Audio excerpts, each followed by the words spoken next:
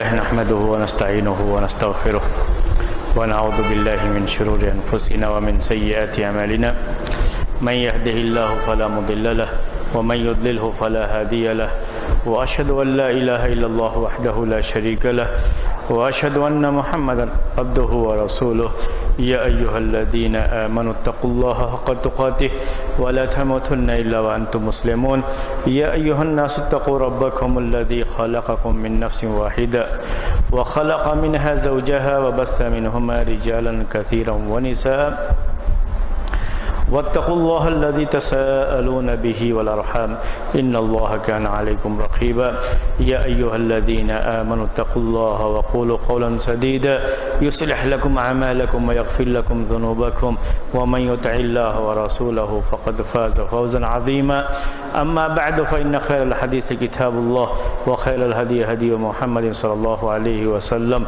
وشر الأمور محدثاتها وكل محدثة بدعة وكل بدعة ضلالة وكل ضلالة في النار۔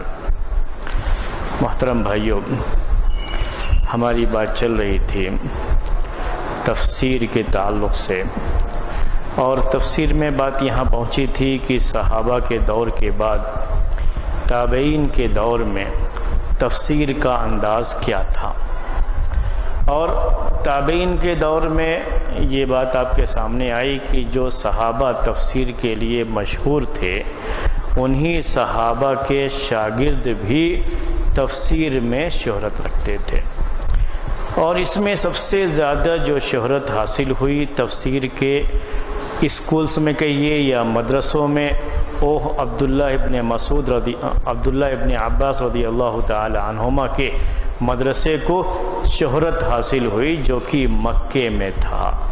عبداللہ ابن عباس رضی اللہ تعالی عنہما مکہ چلے گئے تھے، اس لیے مکے میں آپ کے جو شاگرد آپ سے تفسیر کا علم حاصل کیے، اس مدرسے کو، اس اسکول کو سب سے زیادہ شہرت حاصل ہوئی تفسیر کے معاملے میں، کیونکہ عبداللہ ابن عباس رضی اللہ تعالی عنہما کو سب سے زیادہ شہرت حاصل تھی، صحابہ میں سب سے زیادہ مشہور تھے قرآن کی تفسیر کرنے کے تعلق سے، اور ان کو ترجمان القرآن کہا جاتا تھا۔ ان کے 5 شاگردوں کے بارے میں میں نے آپ کو پچھلے ہفتے بیان کیا تھا، اور یہ بھی کہا تھا کہ یہ سب کی سب مولا ہیں۔ جو ہے میں نے بڑے احتیاط سے آپ کو مولا کہا تھا، میں نے کہیں اور ذکر کیا اسی کا، تو جو لفظ آتا ہے کتابوں میں وہی لفظ بیان کر دیا تھا کہ یہ سب کی سب موالی ہیں۔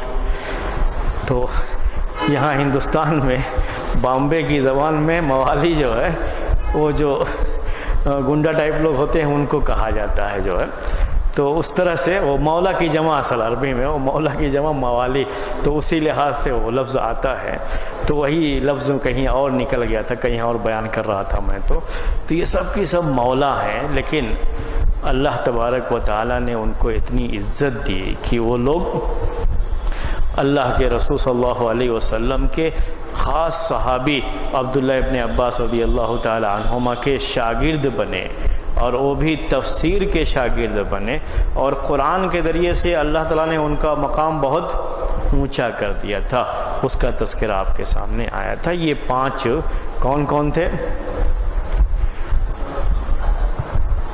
جی، عطا،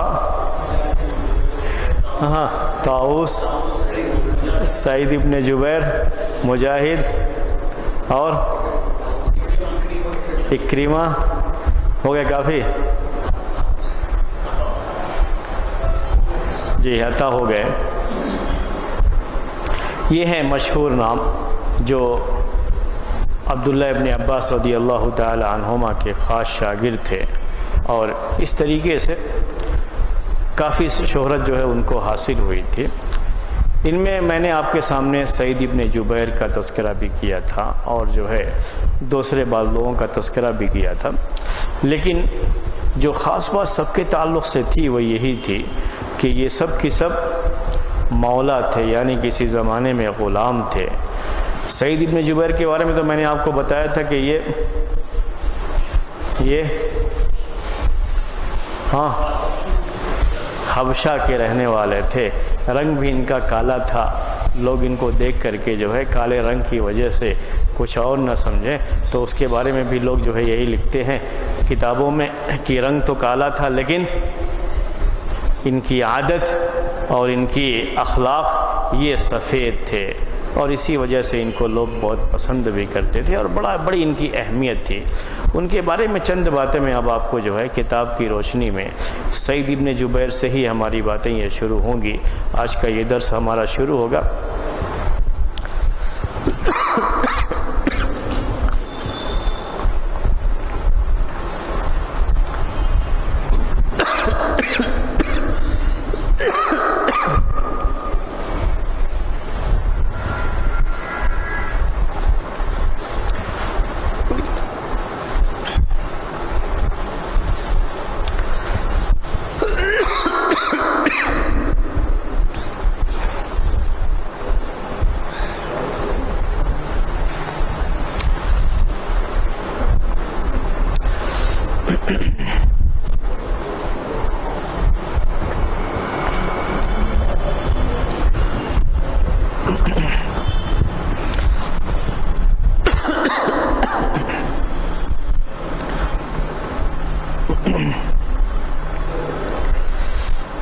سب سے پہلے سعید ابن جبیر کا ہم تذکرہ جو ہے آپ کے سامنے کریں گے، عبداللہ ابن عباس کے شاگردوں میں سے۔ سعید ابن جبیر یہ مولا تھے اور حبشی تھے، اصل میں ان کا رنگ جو ہے کالا تھا لیکن اخلاق بہت عمدہ تھے۔ انہوں نے روایت کی ہے عبداللہ ابن عباس سے بھی اور عبداللہ ابن مسعود رضی اللہ تعالی عنہم اجمعین، ان سب سے روایت کی ہے، لیکن تفسیر میں ان کا مقام جو بہت اونچا ہے اس کی وجہ یہ ہے کہ انہوں نے تفسیر کی روایتیں عبداللہ ابن عباس سے باقاعدہ سنی ہیں۔ یہ عبداللہ ابن عباس کے سامنے پیش کرتے تھے، قرآن پڑھتے تھے، اور قرآن پڑھتے ہوئے جہاں ان کو بات سمجھ میں نہیں آتی تھی وہاں پوچھ لیا کرتے تھے۔ اس طریقے سے انہوں نے پورا قرآن عبداللہ ابن عباس رضی اللہ تعالی عنہما کے سامنے پیش کیا تھا۔ ان کی ایک بات یہ بھی تھی کہ جو قرآن کی قراءت ہے، یہ قراءت یہ جو مختلف صحابہ سے قرآن کی قراءتیں آئی ہوئی تھی ان کو بھی حاصل کیے ہوئے تھے۔ اس کے بارے میں اس زمانے کے لوگوں نے یہ بیان کیا ہے کہ جب یہ تراویح کی نماز پڑھاتے تھے رمضان کے مہینے میں، تب ہمیں یہ علم ہوتا تھا کہ کس طریقے سے یہ قراءتوں کا علم رکھتے ہیں، کہ کبھی یہ عبداللہ ابن مسعود کی قراءت پہ نماز پڑھاتے تھے اور کبھی زید بن ثابت رضی اللہ تعالی عنہ ان کی قراءت پہ نماز پڑھاتے تھے۔ تو الگ الگ صحابہ کی جو قراءت تھی، قراءت کے بارے میں، قرآن کی قراءت کے بارے میں پہلے بات آپ کے سامنے آ چکی ہے کہ وہ جو قراءتوں میں تھوڑا سا اختلاف، معنی تو نہیں بدلتا ہے لیکن قراءت پڑھنے کا جو لہجہ ہے، پڑھنے کا جو انداز ہے، اور آپ سنتے ہوں گے ہم لوگوں کی جو قراءت ہوتی ہے یہ حفص کی قراءت ہے، یہ بقیہ اور جگہوں پہ دوسری قراءت بھی قرآن کی چلتی ہے۔ تو یہ قراءتوں کا علم ان کو، سعید ابن جبیر کو بہت اچھا تھا کہ ان کے شاگرد یہ بات کہا کرتے تھے کہ جب یہ تلاوت کرتے تھے تراویح میں تو ہمیشہ ایک ہی قراءت میں نہیں، کبھی عبداللہ ابن مسعود کی قراءت میں، کبھی زید بن ثابت کی قراءت میں، کبھی اور قراءت میں۔ اس طریقے سے ان کو قراءتوں کا بھی علم تھا اور تفسیر کا بھی علم تھا۔ تفسیر تو انہوں نے، ان کے بعد جو ہے مجاہد کا ذکر آئے گا تو اس میں بھی یہ بات آئے گی کہ ایک ہی مرتبہ نہیں، چونکہ عبداللہ ابن عباس رضی اللہ تعالی عنہما کے شاگرد تھے تو بار بار انہوں نے تفسیر عبداللہ ابن عباس رضی اللہ تعالی عنہما سے سن رکھی تھی۔ لیکن ان سب کے ساتھ ساتھ یہ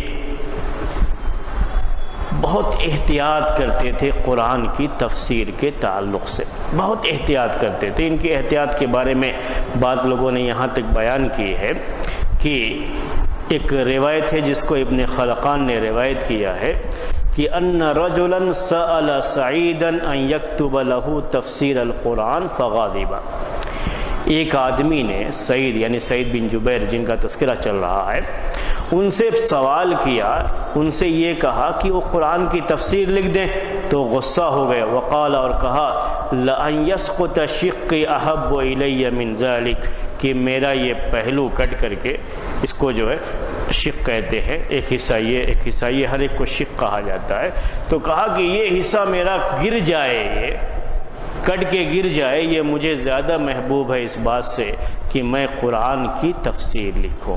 احتیاط کا یہ انداز ہے، یہ احتیاط کے طور پر وہ یہ بات کہہ رہے ہیں۔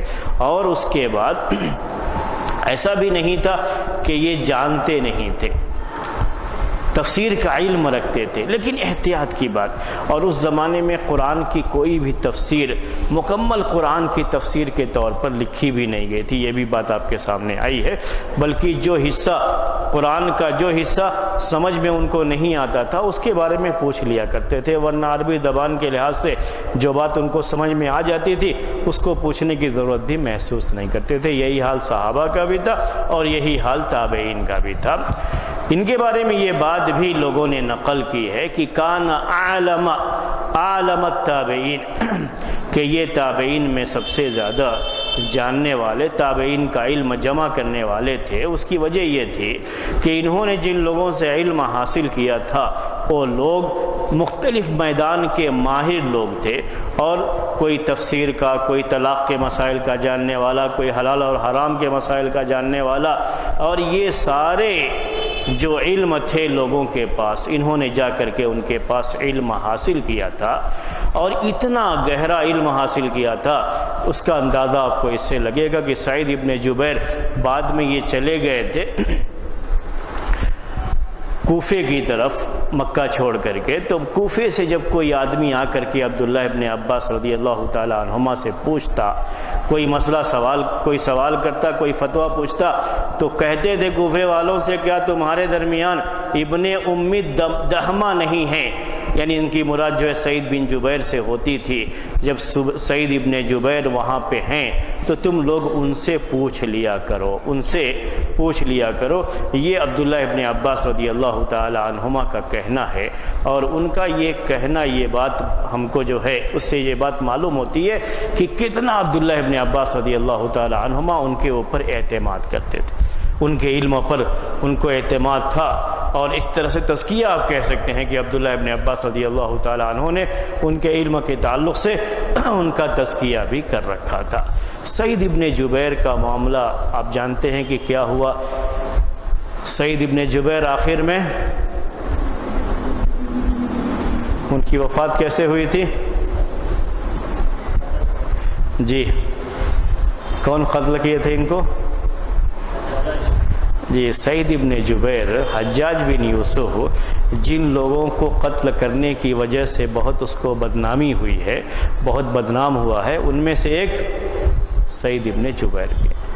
سعید ابن جبیر ایک نیک آدمی تھے اور علم والے آدمی تھے۔ ایک ایسے شخص کو قتل کیا تھا حجاج نے، اور ان کا مناظرہ جو حجاج کے ساتھ ہوا ہے، حجاج کے ان کے قتل کرنے سے پہلے، وہ مناظرہ بتاتا ہے کہ کتنا جو ہے، مناظرہ وہی ڈیبیٹ جسے آج کل بولتے ہیں، وہ کتنا ان کو اللہ پر ایمان اور اللہ پر توکل، اللہ پر بھروسہ تھا، ایمان کتنا مضبوط تھا وہ، کہ حجاج وہ وقت کا امیر تھا، یعنی خلفائے بنی امیہ کی طرف سے اس کو امیر بنایا گیا تھا، مکے میں اس زمانے میں تھا۔ جانتے ہیں اس سے پہلے عبداللہ بن زبیر رضی اللہ تعالی عنہما کے ساتھ بھی اس کا معاملہ ہو چکا تھا، سعید ابن جبیر کے ساتھ بھی معاملہ ہوا، اور اس کے سامنے کبھی بھی یہ جھکے نہیں،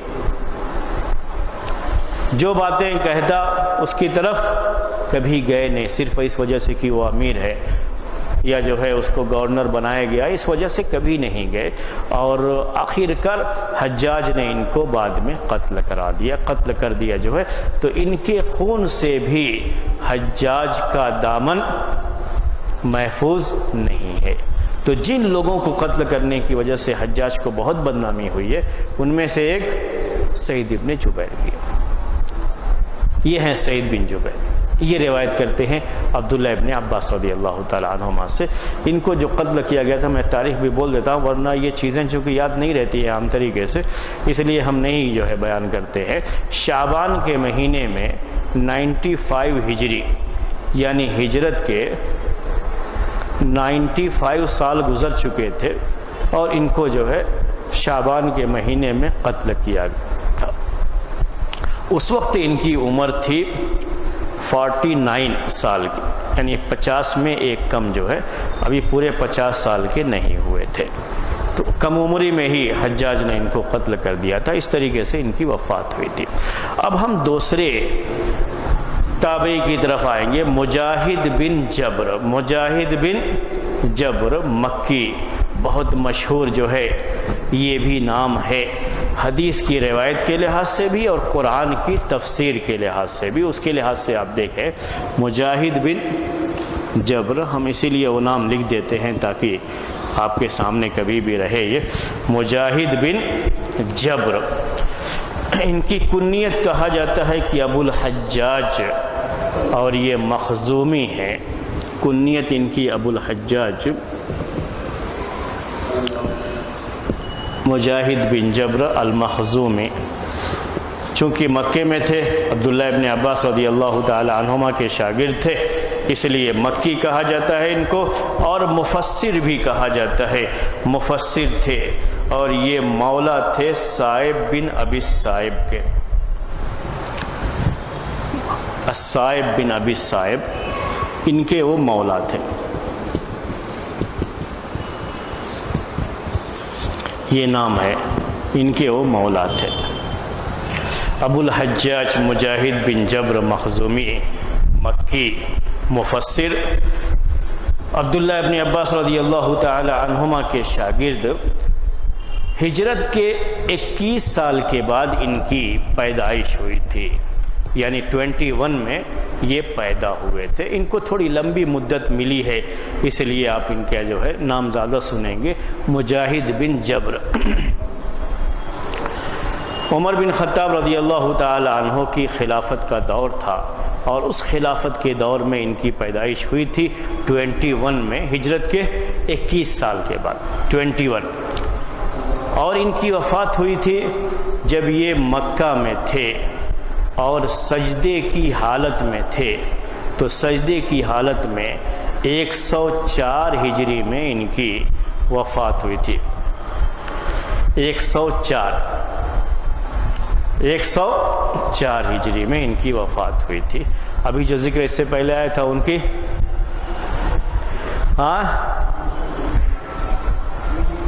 95 جو ہے، اور یہ 104، لیکن ان کی عمر زیادہ تھی اس ٹائم میں۔ ان کی عمر جب ان کی وفات ہوئی تھی اس وقت ان کی تھی 83۔ تو بڑے کون ہوئے؟ مجاہد جو ہے، حالانکہ ان کی وفات بعد میں ہوئی ہے، اس لیے بعد میں ذکر کرتے ہیں ان کا، لیکن پیدا پہلے ہوئے ہیں۔ یہ عمر زیادہ پائے تھے، اور سعید ابن جبیر عمر ان کی صرف 49 ایئرس تھی، تبھی جو ہے ان کو قتل کر دیا تھا جو ہے حجاج نے۔ تو یہ دونوں میں جو ہے فرق ہے۔ تو مجاہد 83 سال کے تھے تب ان کی جو ہے وفات ہوئی تھی، اور عبداللہ ابن عباس رضی اللہ تعالی عنہما کے جو شاگرد ہیں، ان کے شاگردوں میں مجاہد کا نام بہت زیادہ ہے، لیکن تفسیر کی روایت میں کم اور حدیث کی روایت میں زیادہ۔ تفسیر کی روایت بھی یہ کرتے ہیں، لیکن تفسیر کی روایت میں دوسرے جو عبداللہ ابن عباس کے شاگرد ہیں ان کے مقابلے میں یہ ذرا کم روایت کرتے ہیں، البتہ حدیثیں بہت روایت کرتے ہیں، اور محدثین کے یہاں یہ بالکل متفق علیہ ثقہ اور قابل اعتماد راوی ہیں۔ ان کی تفسیر پر اعتماد کرتے ہیں امام شافعی رحمۃ اللہ علیہ بھی، اور امام بخاری رحمۃ اللہ علیہ بھی۔ امام بخاری رحمۃ اللہ علیہ نے تو اپنی صحیح بخاری میں کتاب التفسیر میں ان کی تفسیر پر خاص طریقے سے اعتماد کیا، اس کو ثقہ بولتے ہیں عربی زبان میں۔ اعتماد جو ہے لفظ ہم اردو میں بولتے ہیں کہ یہ ٹرسٹ بھی کہہ سکتے ہیں آپ، تو تحقیق میں ان کی تفسیر پر بڑا اعتماد کرتے تھے امام بخاری رحمۃ اللہ علیہ، اور بہت سی تفسیر جو کہ امام بخاری رحمۃ اللہ علیہ نے نقل کی ہے وہ مجاہد کی سند سے ہی نقل کی ہے، عبداللہ ابن عباس رضی اللہ تعالی عنہما سے۔ اور یہ سب چیزیں ہم کو بتاتی ہیں کہ کس طریقے سے مجاہد یہ عبداللہ ابن عباس رضی اللہ تعالی عنہما سے علم حاصل بھی کیے، اور ان کے علم پر اعتماد بھی لوگوں نے کیا ہے۔ اعتماد لوگوں کو نہ ہو تو بھی پریشانی ہوتی ہے، آدمی علم حاصل کرنے کے باوجود بھی اس سے لوگوں کو فائدہ نہیں پہنچا پاتا ہے۔ ان کے بارے میں لوگوں نے یہ بیان کیا ہے، اور یہ صحیح جو ہے سند کے ساتھ چیز آئی ہوئی ہے کہ مجاہد کہتے ہیں کہ میں نے قرآن کو 30 مرتبہ عبداللہ ابن عباس رضی اللہ تعالی عنہما کے سامنے پیش کیا، یعنی ایک مرتبہ نہیں بلکہ 30 مرتبہ، ایک مرتبہ نہیں کہ ایک مرتبہ پورا قرآن عبداللہ ابن عباس رضی اللہ تعالی عنہما کے سامنے جو ہے پڑھ لیا، ایک مرتبہ کی بات نہیں بلکہ 30 مرتبہ۔ اس زمانے میں جو تفسیر کا انداز ہوتا تھا وہ ایک ایک آیت کا نہیں ہوتا تھا، جو آیت ان کو سمجھ میں آ رہی ہے اس کی تفسیر کی طرف نہیں جاتے تھے، اگر کہیں کوئی بات نہیں سمجھ میں آئی تو وہاں عبداللہ ابن عباس رضی اللہ تعالی عنہما سے پوچھ لیا۔ اس طریقے سے پورا قرآن انہوں نے کتنی مرتبہ؟ 30 مرتبہ عبداللہ ابن عباس رضی اللہ تعالی عنہما کے سامنے پیش کیا ہے۔ یہ روایت فضل بن میمون نے ان سے کیا ہے کہ وہ کہتے ہیں کہ میں نے عبداللہ ابن عباس پر قرآن کو 30 مرتبہ پیش کیا ہے، اور کہا کہ 3 مرتبہ تو ایسا ہوا ہے کہ ہر آیت کے پاس میں ٹھہر کر کے ان سے پوچھتا بھی تھا کہ یہ آیت کس کے بارے میں نازل ہوئی اور کیسے نازل ہوئی، کس طرح سے، یعنی اس آیت کے تعلق سے بیک گراؤنڈ کیا تھا، یہ چیز جو ہے کوئی بھی آیت جو ان کو سمجھ میں نہیں آتی تھی اس کے بارے میں عبداللہ ابن عباس رضی اللہ تعالی عنہما سے انہوں نے علم حاصل کیا۔ اس لیے آپ کو یہ بات سمجھ میں آ رہی ہے کہ مجاہد نے عبداللہ ابن عباس رضی اللہ تعالی عنہما سے کس طریقے سے تفسیر کا یہ علم حاصل کیا۔ ان کے علم حاصل کرنے ہی کی وجہ سے ان کا یہ علم لوگوں میں اتنا مشہور ہوا کہ سفیان ثوری رحمۃ اللہ علیہ جو حدیث کے بڑے مشہور امام مانے جاتے ہیں، سفیان ثوری رحمۃ اللہ علیہ وہ کہتے ہیں کہ اذا جاءک التفسیر عن مجاہد فحسبک بہ، کہ جب تفسیر مجاہد سے آ جائے، وہ کوئی تفسیر بیان کریں تو تمہارے لیے یہ کافی ہے، فحسبک بہ۔ تو مجاہد یہ عبداللہ ابن عباس رضی اللہ تعالی عنہما سے تفسیر بیان کرتے تو ان کے تفسیر کی یہ قدر و قیمت ہوتی ہے، اور کافی جو ہے عبداللہ ابن عباس کا علم انہوں نے نقل بھی کیا ہے۔ لیکن عبداللہ ابن عباس رضی اللہ تعالی عنہما کے بارے میں، مجاہد کے بارے میں ایک بات یہ بھی ہے، عبداللہ ابن عباس نہیں، مجاہد کے بارے میں ایک بات یہ بھی ہے کہ یہ تھوڑا اپنی رائے بھی استعمال کرتے تھے قرآن کی تفسیر کے تعلق سے۔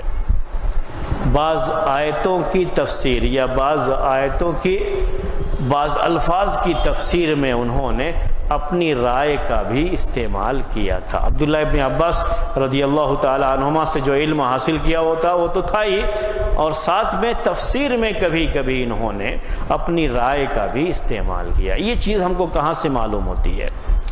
تفسیر ابن جریر طبری سے۔ تفسیر کی مشہور کتاب تفسیر طبری کہلاتی ہے، وہ پورا جو ہے وہ تفسیر ابن جریر طبری، اور یہ جو ہے کتاب بہت ہی جو ہے بڑی کتاب ہے۔ امام ابن کثیر رحمۃ اللہ علیہ کی جو تفسیر آپ سنتے رہتے ہیں، اصل یہ انہی کتابوں سے لی ہوئی تفسیر ہے یہ، اور یہ بعد کے ہیں، یہ پہلے کے ہیں، یہ امام طبری رحمۃ اللہ علیہ۔ تو امام طبری رحمۃ اللہ علیہ جو تفسیر کی روایتیں ہوتی ہیں صحابہ تابعین کی، اس کو اپنی کتاب میں جمع کرتے ہیں۔ تو امام طبری رحمۃ اللہ علیہ نے مجاہد کے بارے میں یہ بات لکھی ہے کہ تھوڑی یہ آزادی تفسیر کے معاملے میں تھوڑے آزاد تھے، اور کہیں کہیں اپنی رائے سے بھی انہوں نے تفسیر کیا ہے۔ اس کی ایک دو مثال میں آپ کو پیش کرتا ہوں کہ کہیں کہیں جو ہے انہوں نے اپنی رائے بھی، اپنے رائے کے لحاظ سے بھی انہوں نے تفسیر کی ہے، اور امام ابن جریر طبری رحمۃ اللہ علیہ نے باقاعدہ ان کی یہ تفسیر بیان کر کے ان پر رد بھی کیا ہے کہ نہیں، یہ جو ہے تفسیر جو انہوں نے بیان کیا اپنی رائے کے لحاظ سے، یہ تفسیر صحیح نہیں ہے۔ اب آپ کو ایک آیت جو ہے پیش کرتا ہوں قرآن میں،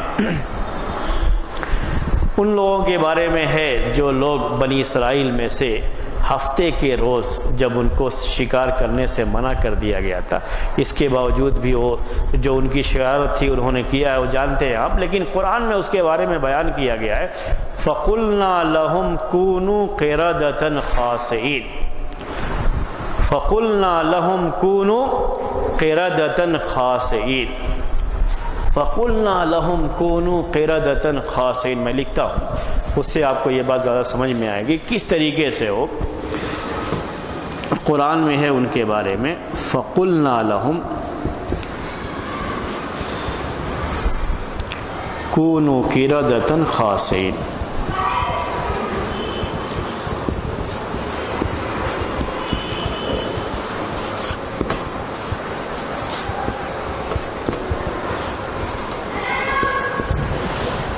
فَقُلْنَا لَهُمْ، ہم نے ان سے کہا، ہم نے ان سے کہا، اللہ تبارک و تعالیٰ کا یہ فرمان ہے ان بنی اسرائیل کے ان لوگوں کے بارے میں جو ہفتے کے بارے میں، سیٹرڈے کے بارے میں انہوں نے زیادتی کر رکھی تھی اور ان کو منع کرنے کے باوجود بھی وہ مانے نہیں، تو کہا اللہ تعالیٰ کہ فَقُلْنَا لَهُمْ، ہم نے ان سے کہا کونوا، ہو جاؤ، قِرَدَةً،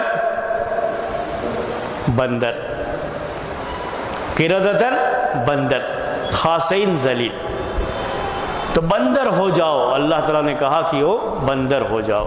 یہ تو آپ سنے ہیں بار بار کہ ان کو بندر کر دیا گیا تھا، بندر بنا دیا گیا تھا، بنی اسرائیل کی اس قوم کو جو ہے مسخ کر کے بندر بنا دیا گیا تھا۔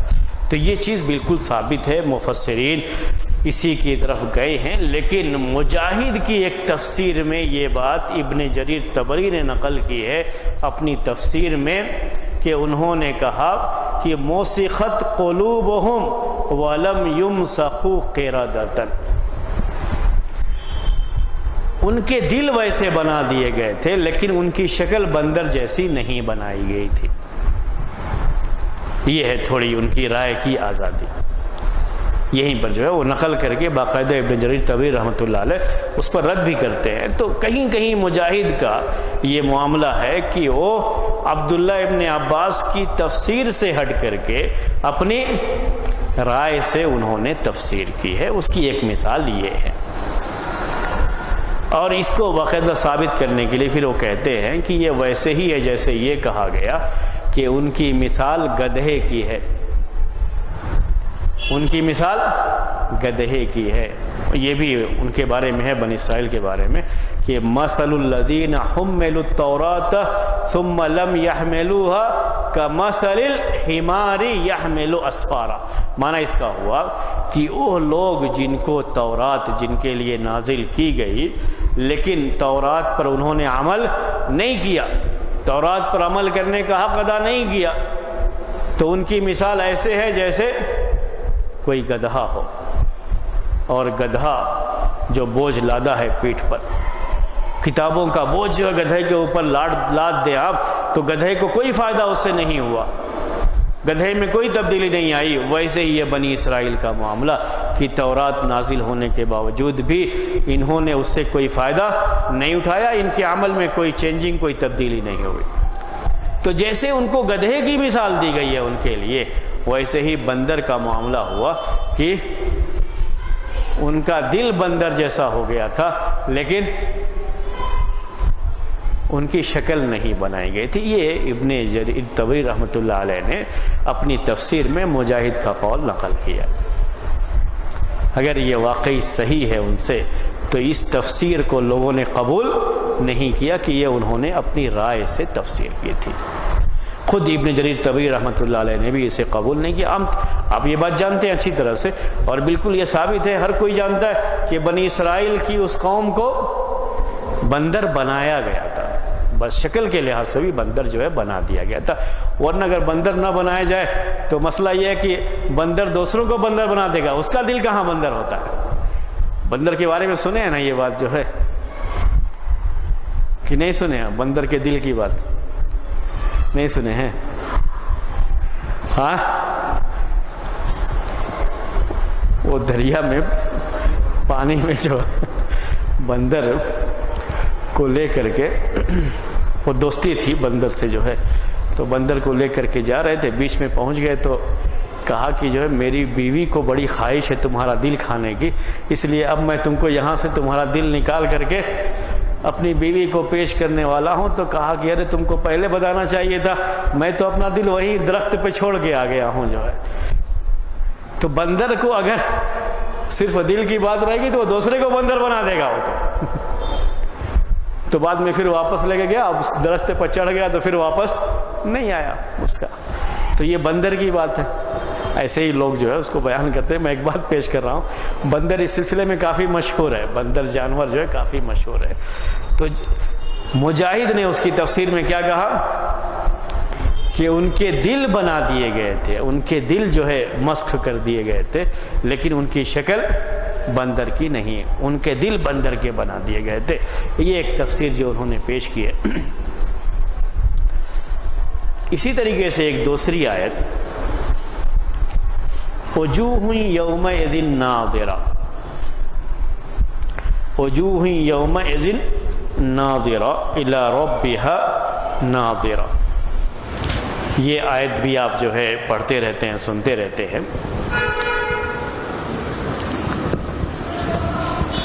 مجھے یہ اندازہ نہیں ہو پا رہا یہ کون سا اس میں سے چلتا ہے. وجوہ یومئذ ناظرہ،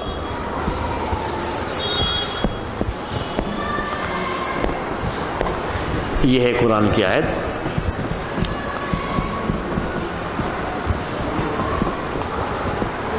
یہ ضاد کے ساتھ ہے، اس کے بعد یہ ضا کے ساتھ الی ربہا ناظرہ.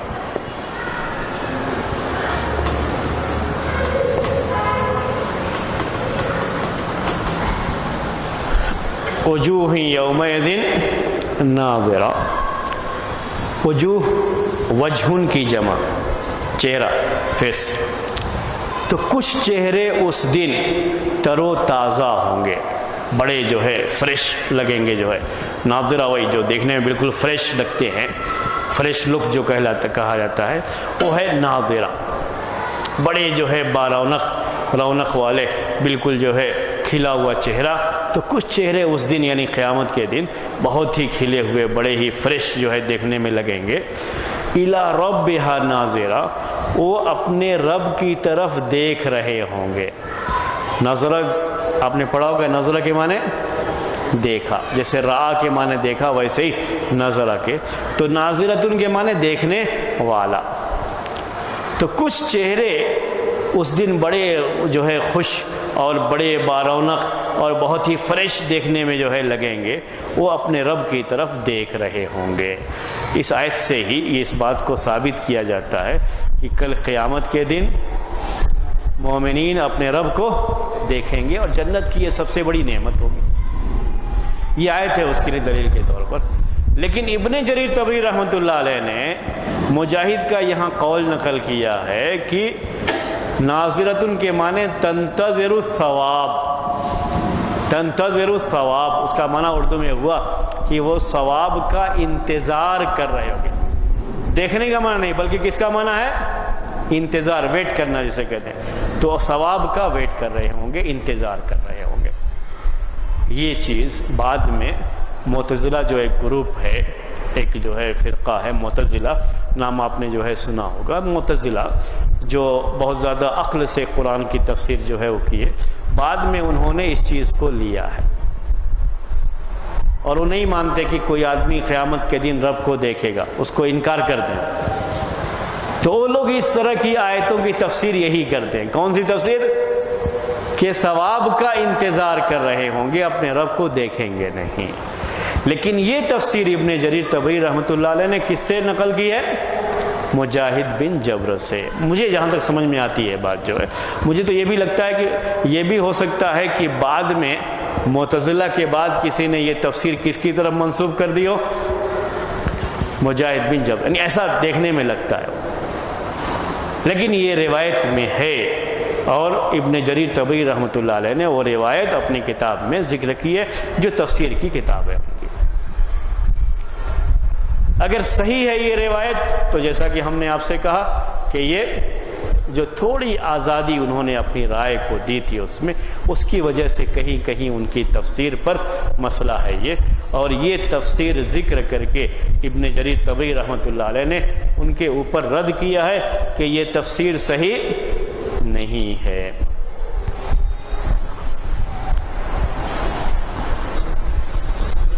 ہاں یہ جہاں تک میں سمجھتا ہوں آخری پارے میں یا 29ویں پارے میں سے ہوگی، سورہ قیامہ میں.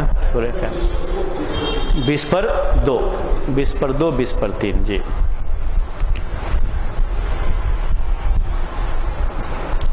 یہ ذہن میں رکھ لیں آپ۔ تو کہیں کہیں مجاہد کی تفسیر میں یہ بات ہے، اسی لیے بعض مفسرین، یہ باتیں بیان کرنا بہت ضروری ہے جب ہم مجاہد کے بارے میں پڑھ رہے ہیں، تو بعض مفسرین نے مجاہد کی تفسیر پر مکمل طریقے سے اعتماد کرنے سے منع کیا، اسی وجہ سے کہ کہیں کہیں یہ تفسیر اپنی رائے سے کرتے ہیں۔ حالانکہ مجھے ایسا لگتا ہے، میں اپنی بات یہ بتا رہا ہوں آپ کو، کہ یہ ہو بھی سکتا ہے کہ بعد میں لوگوں نے اسے گڑھ کر کے ان کی طرف منسوب کر دیا ہو، نسبت کر دیا ان کی طرف، کیونکہ یہ اس طرح کی چیزیں ہیں جو بعد میں معتزلہ نے بیان کیا، اور معتزلہ کا یہ دور تقریباً 200 سال کے بعد کا جو ہے ہوا، بعد میں جو ان کے بعد کی بات ہے وہ، تو بعد میں وہ چیز آئی تھی، بعد میں تفسیر میں وہ چیزیں آئی ہیں، پہلے تفسیر میں وہ چیزیں نہیں تھیں جو معتزلہ کی تفسیر کے نام سے جانی جاتی ہے چیز، اور انہوں نے قرآن کی آیتوں کی جو تعویل کی ہے وہ بعد میں چیزیں ہوئی ہیں، وہ سب علم کلام کے آنے کے بعد ہوا ہے۔ علم کلام جسے فلسفہ اور منطق جو کہا جاتا ہے، اس کے بعد یہ مامون کے دور کے بعد کی بات ہے، اور یہ تو مجاہد کس دور میں رہے ہیں؟ خلفائے بنی امیہ کے دور میں، اور یہ مامون عباسی دور کا خلیفہ ہے، 7ویں نمبر پر اس کا نام آتا ہے خلفاء میں، عباسی دور میں 7ویں نمبر پر ہے مامون، اور اس کے دور میں یہ چیز زیادہ ہوئی تھی کہ معتزلہ جو ہے بہت آگے بڑھے تھے جو ہے، اور ان کا بڑا شہرت تھا، اور بڑی جو ہے شہرت تھی ان کو، اور علم کلام یعنی منطق، فلسفہ، یہ سب کتابوں کا ترجمہ کیا گیا تھا، تو وہاں اس دور میں یہ چیز زیادہ ہوئی تھی۔ تو مجاہد کے دور میں یہ چیز اتنی زیادہ نہیں تھی۔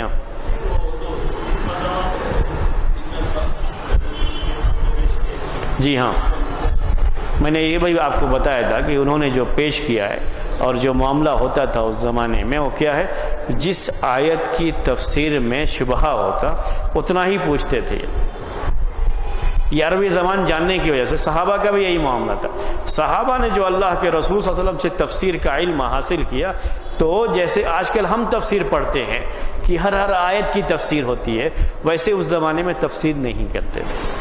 جو آیت پڑھ کر کے بات ہم کو خود سمجھ میں آ گئی تو اس کو آگے بڑھ گئے، ویسے جہاں کوئی بات نہیں سمجھ میں آتی تھی وہیں پوچھتے تھے۔ اس کی وجہ سے یہ بھی نہیں کہا جا سکتا کہ یہ تفسیر انہوں نے عبداللہ ابن عباس رضی اللہ تعالیٰ عنہما سے سیکھ کر کی، بلکہ یہ کہا جاتا ہے کہ یہ ان کی رائے تھی، انہوں نے اپنی رائے سے یہ تفسیر کی، اور اسی وجہ سے وہاں وہ بھٹک بھی گئے، تھوڑا راستے سے بھٹک گئے۔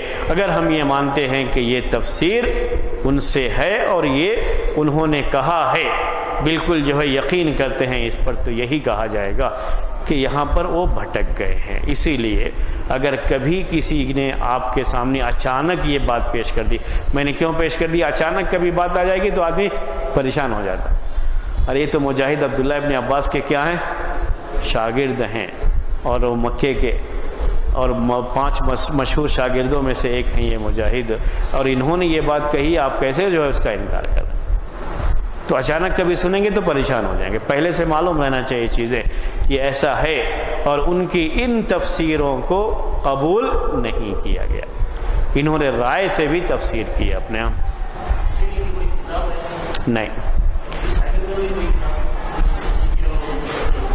اصل میں اس زمانے میں لکھنے کا چونکہ بہت زیادہ رواج نہیں تھا،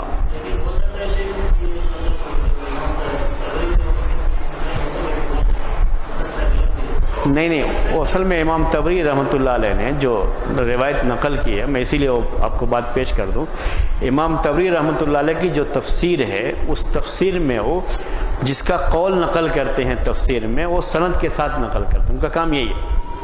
تو انہوں نے یہ قول اب مجاہد سے وہ پوری سند کے ساتھ نقل کیا، اس کے پہلے والا بھی اور یہ بھی، اور اسی لیے اس پر وہ رد کرتے ہیں، یعنی ایسا بھی نہیں ہے کہ ابن جریر طبری رحمۃ اللہ علیہ بھی یہی تفسیر سمجھتے تھے، وہ خود جو ہے نقل کر کے اس پر رد کرتے ہیں کہ یہ جو ہے صحیح نہیں ہے، اور یہاں مجاہد نے اپنی رائے سے تفسیر کی ہے۔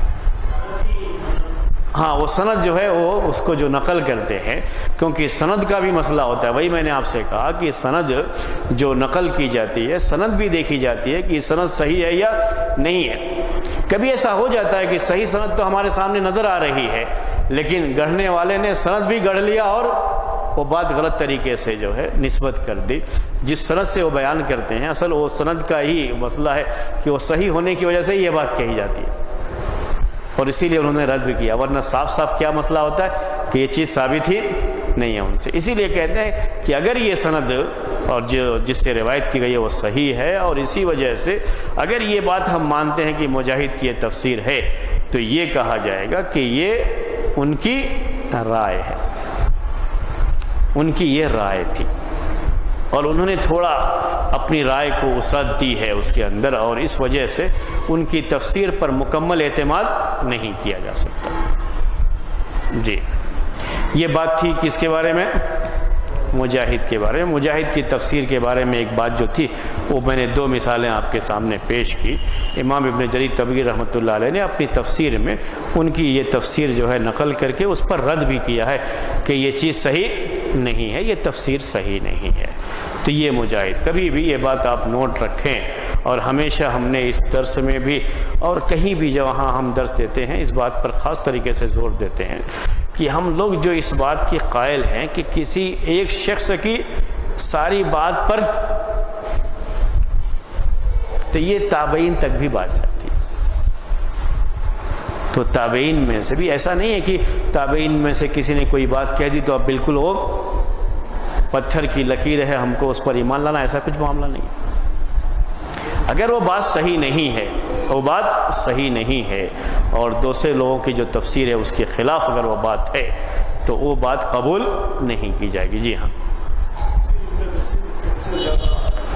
تفسیر ابن کثیر یہ بہت بعد کی ہے، یاد رکھ لیجیے، یہ بہت بعد کی ہے، اور یہ بھی ذہن میں رکھ لیں، یہ بھی پریشانی ہو جاتی ہے کیونکہ ایک صاحب نے یہ پہلے مجھ سے سوال کیا تھا تو میں اسی لیے وہ آپ کے جواب میں اس بات کو بھی ذکر کر دیتا ہوں کہ وہ کیا سمجھتے ہیں کہ تفسیر ابن کثیر بالکل اتھینٹک ہے، جو بھی اس کے اندر ہے بالکل صحیح ہے. ویسا بھی نہیں، تفسیر ابن کثیر میں بھی بہت سی ضعیف روایت ہیں، اس میں بھی ضعیف روایتیں، وہ ذہن میں رکھ لیں.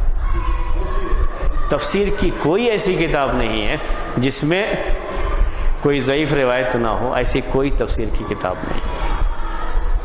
اسی لیے پڑھتے ہوئے اس کا خیال کرنا پڑتا ہے. جی ہاں، تخریج ہوئی ہے بعد میں، روایتوں کی تخریج بعد میں ہوئی ہے، اور یہ تفسیر کی روایتیں اتنی زیادہ ہیں کہ ان کی تخریج، حدیثوں کی جو تخریج ہے اس کے جیسی تخریج نہیں ہے، یاد رکھ لیں گے. اسی طریقے سے جو سیرت کی روایتیں ہوتی ہیں، یعنی اللہ کے رسول صلی اللہ علیہ وسلم کے زمانے کے جو واقعات تھے اس کو سیرت بولتے ہیں. اور پھر خلفائے راشدین کے دور کی جو تاریخ ہے، تو سیرت اور تاریخ کی بھی جو روایتیں ہیں ان کی تحقیق بھی حدیث کی جیسی تحقیق ہوئی ہے، ویسی تحقیق نہیں ہوئی.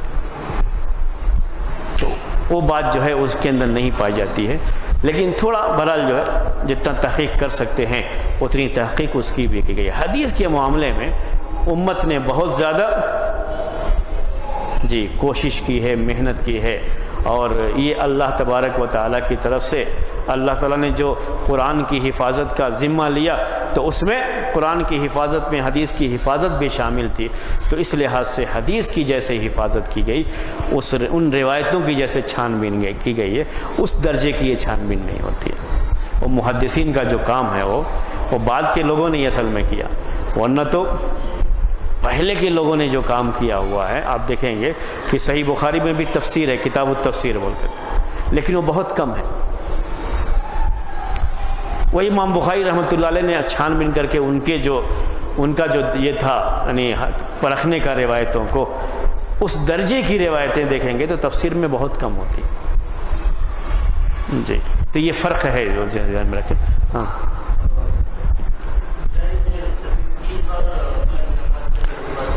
جی ہاں جی ہاں